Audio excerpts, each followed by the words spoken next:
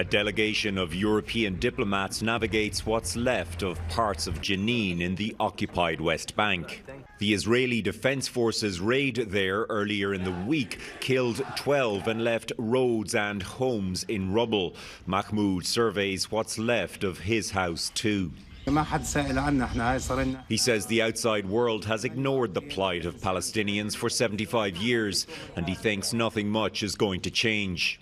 Israel's Prime Minister Benjamin Netanyahu says the goal of the raid was to stamp out militant bases, but low-tech explosive labs can be quickly rebuilt, and deadly raids only stoke more anger, according to analyst Professor Yossi Meckelberg. If you look further than the immediate, it solves absolutely nothing. Again, it makes actually the situation worse. We see the time and again, especially with Gaza, for instance.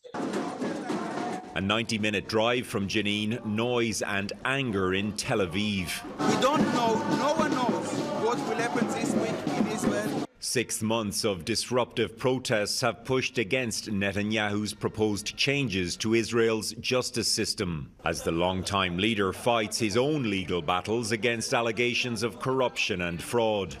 The so-called reasonableness bill gets its first reading in Parliament Monday, which critics argue will reduce the power of the courts to overrule government decisions.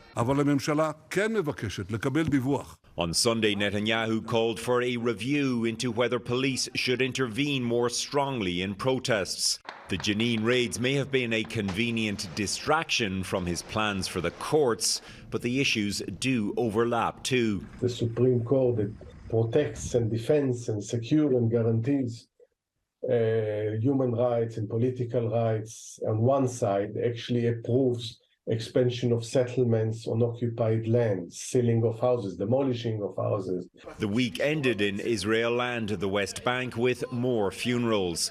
Not deaths from the Jenin raids, but from a revenge attack that followed. The seemingly never-ending spiral of violence and grief shows little sign of slowing down. Redmond Shannon, Global News, London.